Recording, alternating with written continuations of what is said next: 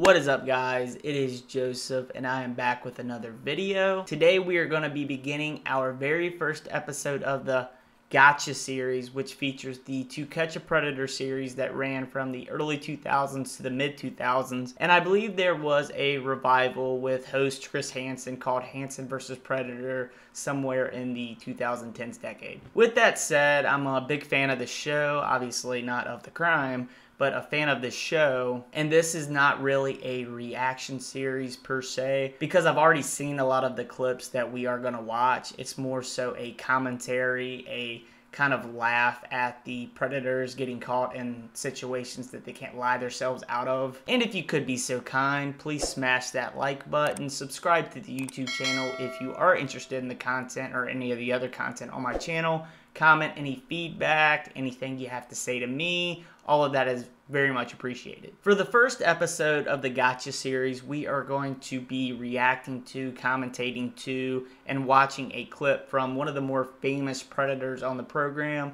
Dustin McPhetridge. Dustin McPhetridge got fame primarily due to the expressiveness, if you will, of his chat log, and also due to the fact that he is one of the few predators with a physical disability. He has cerebral palsy, and he has a cane, and it's kind of one of those weird things where you see somebody walking with a cane, you think they're kind of harmless, but the chat logs kind of tell a different story. But with no further ado, let's just jump right into the video, right into the clip, and see what's going on. That's him coming at you. Yep, I see him. He would have a cane, he has cerebral palsy. How are you? No, you come in. He drove up as close as he could to the door so he didn't have to walk as far because he has the cane. So that is obviously a above age decoy who basically looks young and tries to coax the predator into the sting hole. Obviously she looks like she's under 18, so that it's not obvious that it's none the wiser to the potential predator. I told him to come on inside and he finally agreed. Meet Dustin McPhetridge. He's 26 years old, divorced, suffers from cerebral palsy, and collects Social Security benefits. I just love how Chris Hansen just, in some episodes more than others, just completely does all of his research and finds like the most unnecessary anecdotes about certain things, like the fact that he's divorced. I guess it matters because this is an alleged sexual relationship that he's kind of trying to get himself into, but some more than others he will just kind of completely destroy somebody's life, and it's kind of funny. He's driven 5 hours to have sex with a girl posing as a 13-year-old. As you'll find out, this isn't his first time chatting inappropriately with a minor. Our decoy Casey starts to feel sorry for him as she watches him struggle to get out of the car, but then she remembers what he'd been saying online. When you listen to him talking, he really is no different. He still is wanting to have sex with a little girl. Using the screen name Wrestling Dude East Tennessee, he asks the girl if he could be her first at sex. What have you done with a guy? Nothing. Wow. So I'd be your first at everything? Yeah. This, the narrator who reads over the text messages and emails, whatever, correspondence, it just kills me because he's just like, wow. He just has this pervy voice, and I hope that's not his speaking voice because it's super pervy. After he tells the decoy about his disability, he moves on to talking about anal and oral sex. He asks if he can shave her private parts and later makes a rather bizarre request. Send me a pair of your panties. Pick a pair you want me to have and wear them for 2 or 3 days straight. For reals? Yeah. And it's so funny. The reason I love these chat logs and their and the fact that they share them is because you can see these people, and especially somebody like Dustin McPhetridge, in their basement at their mom's house, probably in their boxers or something that they've been wearing for like 3 or 4 days, speaking to like 6 or 7 13-year-old girls, and just with a, you know, a raging heart on, thinking about the fact that a 13-year-old girl is going to be wearing some panties for 2 or 3 days to send to him. And I mean, it's kind of funny when you really think about it. Like, she's 13, she's 14, whatever. I can't remember what they said the age was. Do you think she knows how UPS, how FedEx works? Like, do you not think they're going to ask, why are you sending your panties somewhere across state line or even interstate? It's just so funny to me. He also asks her if he can have a three-way with the decoy and her sister, and he repeatedly asks the girl to marry him. When they make a plan to meet, he tells her he'll bring an electric razor.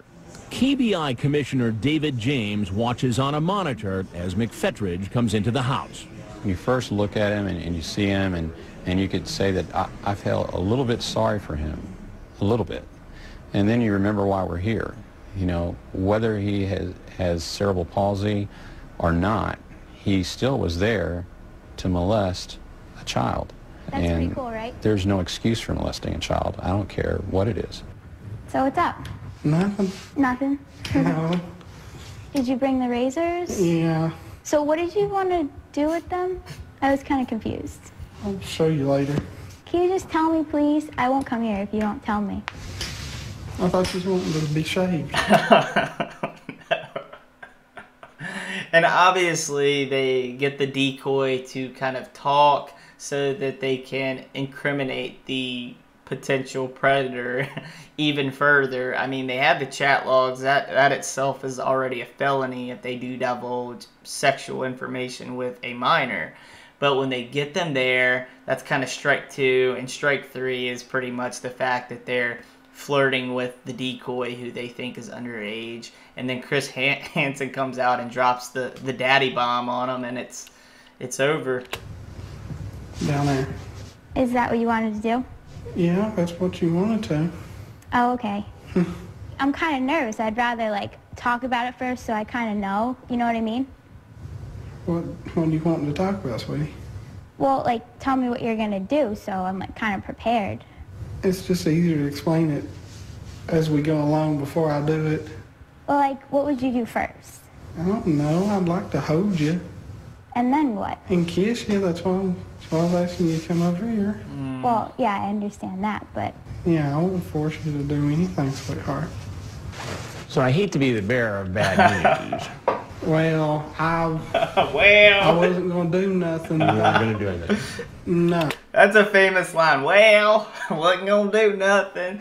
And she is, I can't remember what her name is, the decoy, but she is one of the better decoys that they have. They do have some really bad decoys. I mean, I hate to say that because most of them are like 18 or 19-year-old students who look young, but they are acting students, I guess, at nearby universities, drama students or whatever, but she does a very good job.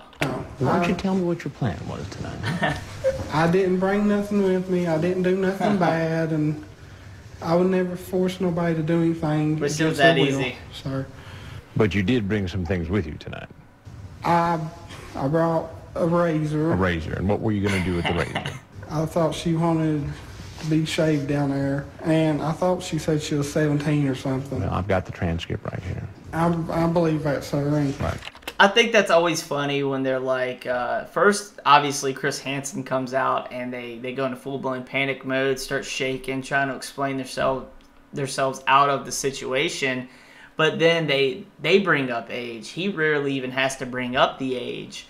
They're like, let's see how he was like, yeah, I thought she was 17 or something. If you were speaking with a consenting adult, agreeing to go over for a hookup, a date, or otherwise, why would you even be thinking about age? It just tells you right there that he knows that she was underage. He knows that he's guilty, and he's just not doing a good way of explaining himself out of the situation. He was told online she was 13, and he even referred to her young age several times, wishing she was 5 years older. And as for all the explicit sex talk... I was trying to see if I could find out if that was a cop, or so I didn't waste those Well, times. it sounds like what you're trying to see is if you could score with a 13-year-old girl. No, sir. I mean, have you chatted online with underage girls before? Quite honestly, I had one time before. A young girl. Yeah. He says he was chatting with a 14-year-old girl, and the girl's mother's boyfriend was a cop who found out about it and wanted to press charges. It never went to trial. I apologized, and everybody. Did you plead guilty or no contest? We didn't go to court. It was just over the phone. Okay, and regarding that prior talking with a 14-year-old and the boyfriend being the cop, the full police interrogation, which I highly recommend you watch, is on YouTube. It's quite lengthy. If I remember correctly, it might be an hour and a half, 2 hours long or something like that. But he basically has a pretty half-assed excuse, basically saying that the mother wanted him to have sex with the daughter. He didn't want to do it, but she was trying to set him up with the daughter, and basically it went south or something like that. It's not a very good excuse, and it's probably, quite frankly, a lie. But again, that is on YouTube, the full interrogation for basically after this crime that he's committing now. I would definitely advise to watch that if you are interested in Dustin McPhetridge and a little bit more. Like, hey, I'm sorry, this is why I said that. Was it a scary situation to you? Yeah. Did you learn your lesson? Yeah. But it doesn't seem so tonight. And I didn't, like I said, I wouldn't do nothing bad. You say, I want to make love to you. Have you ever seen people have sex? It's just Then curiosity. you send her a picture of people having sex. I thought she asked for it. She asked for it. She didn't ask for it. You sent it to her. And even if she did, I mean, you're not supposed to be sending stuff like that to somebody who says they're 13. But instead of taking responsibility, he tries to blame it all on the decoy. She was wanting me to come up here and see her so bad, and I didn't want to disappoint her. You're a grown man. I know. What do you think should happen to you? Don't know. I don't. Well, there's something I got to tell you.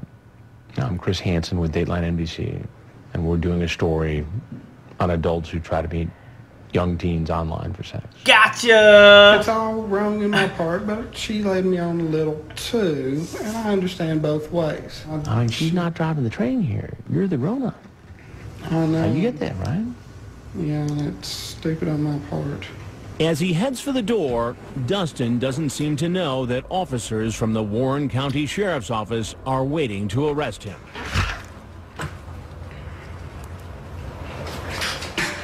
Dustin, just take a step out, okay? Take a step out. Okay. Okay. Because of his disability, officers are careful taking him into custody. I thought they said I wasn't under arrest. I wouldn't hurt nobody. While he's being booked, his car is searched. Braun electric razor, some KY lubricant, and digital camera as well. Then he's brought in for questioning, where he admits to bringing a razor and lubricant. What were you going to use it for? I guess. Was it in case you had sex with her? Yeah, but I was going to try not to. But you would have had sex if you hit it off with her. If we got along and I thought it was a meaningful relationship, honestly, then yeah. Again, he says he's not the only one to blame. The girl teased him into coming. She called me today, wanting me to come up here. Mm-hmm. Well, you were telling her you were her boyfriend, right? You wanted to marry her. After she's 18. Okay. If we got along. And how does he explain the picture he sent? Because she said she'd never seen a penis before. Mm-hmm. Why does a girl that age have to see one? I don't have no answer for that one. He admits that he probably possesses child pornography. There's probably a few photos and a few videos that I had downloaded. Have you ever met anybody in any other chat rooms that you've had sex with? Yes. Any of them underage? No, sir. Dustin Jacob McPhetridge. Later, he goes before a judge. I don't mean to laugh because it's not right on my part. I'm gonna be completely honest. Because he does have a disability. He has cerebral palsy, which kind of he's not able to walk so good, not able to get around so good. But this always just makes me laugh when he walks in this orange jumpsuit and it's just like falling off of him. Like that thing is a shoulder away from like from the whole courtroom seeing his dick, quite frankly, because those things are onesies, I'm pretty sure. I might be wrong, but it's just so funny. It's either it doesn't fit or he's just he's not rocking it too good, to be honest. Where he enters a not guilty plea. Your bond will also be $50,000 cash. Could I be signed over to the custody of my mother? No, sir. I'll see you She Friday. gets her vehicle back? I'll see you Friday at 9 a.m. Okay. I always find that hilarious, dude. The judge is like, no, sir. And then he tries to ask another question. He's like, see you on Friday.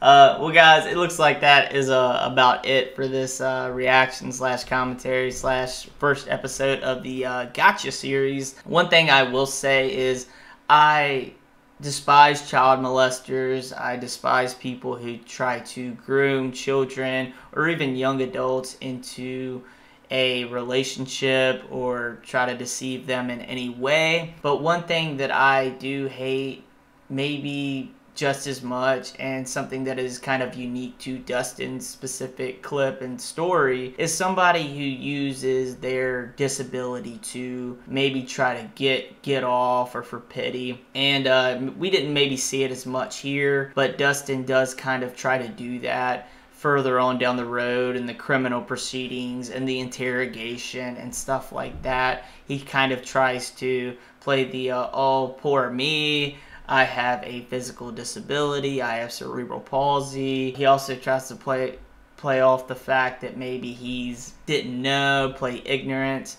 but he definitely knew what he was doing. And as far as child molesters go, I will say that a lot of them, most of them, all of them are bad people. They are capitalizing on a young adult who doesn't know basically what's going on in life yet. But you do gotta feel bad to some extent, hear me out, for somebody who maybe in Dustin's case, as I just said, that his disability shouldn't play a role in his criminal proceedings or anything like that. But you have to assume too that maybe he didn't have as many sexual relationships growing up.